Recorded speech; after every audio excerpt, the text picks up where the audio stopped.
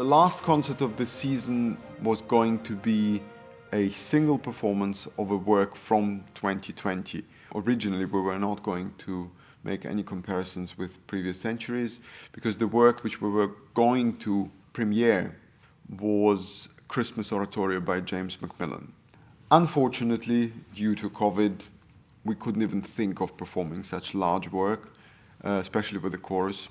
So we asked James Macmillan what would he offer us instead of the Christmas Oratorio. Obviously, he didn't have any new works up his sleeve, but he offered us some of his older works.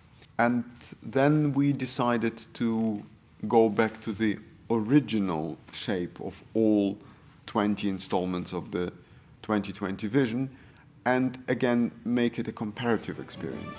So there will be a work from the 18th century, from the 19th century, and from the 20th century, and a composer from the 21st century, James Macmillan, though he is going to be represented by a work which was written at the end of the last century. It's one of his earlier works called Sinfonietta for chamber orchestra.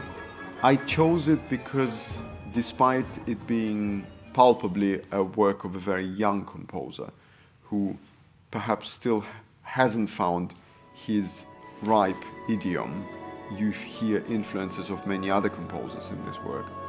But this stark contrast between the beauty of the initial choral chants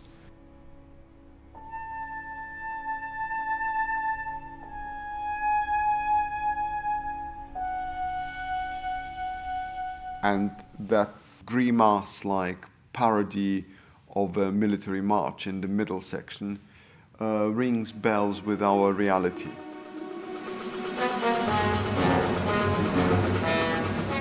I don't know exactly what James Macmillan was referring to in 1991. It may have been the events in China, may have been the events in Soviet Russia, or simply a very apocalyptic image of the world moving towards another dictatorship or Third World War. We don't know. But the thing is that in 2020, this music, unfortunately, still rings very, very alarmingly sounding bells. So the inner message of the work I find very important, and we will close the program with this. The start of the program will take us to a composer who is among the most beloved and well-known composers of the 18th century, but who we at the LPO have not performed very often, and we certainly have never performed this work. It's an overture by Antonio Vivaldi to his opera La Verità in Cimento, the truth in trial.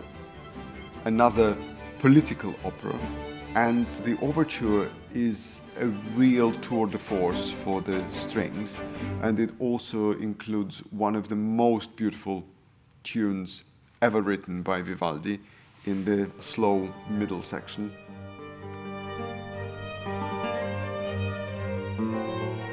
We'll continue with 1820, but what we found was a symphony number 2 by Ludwig Spohr, an eminent German violinist, composer, conductor, and the head of the violin school.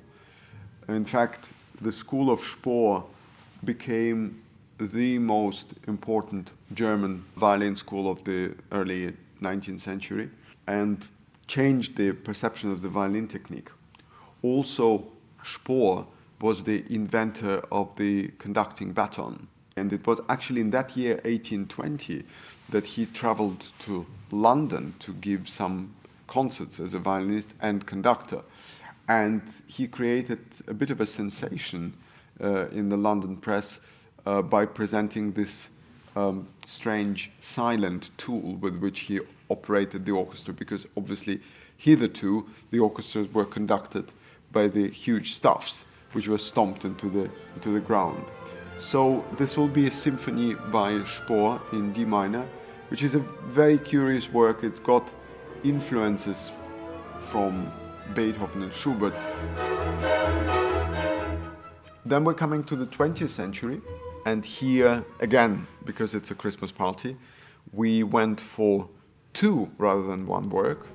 One is the Pastoral d'été, the summer pastoral by the Swiss composer Arthur Honiger, a very beautiful, picturesque piece of music describing the beauty of the Swiss summer.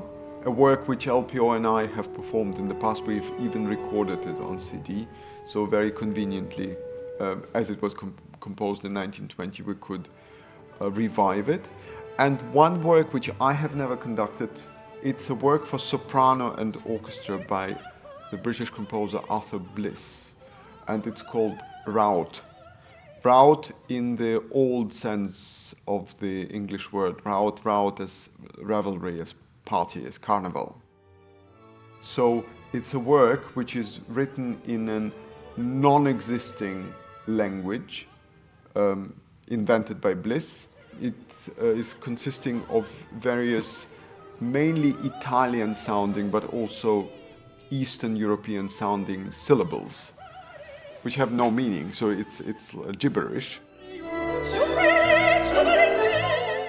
but very beautifully sounding gibberish, and it is meant to be the sound of the celebrating crowd which one might perceive from his or her window when watching and hearing a carnival from afar.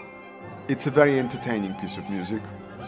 Hopefully it will give our spectators and listeners a little bit of the Christmassy feel. You can even hear sleigh bells in that work.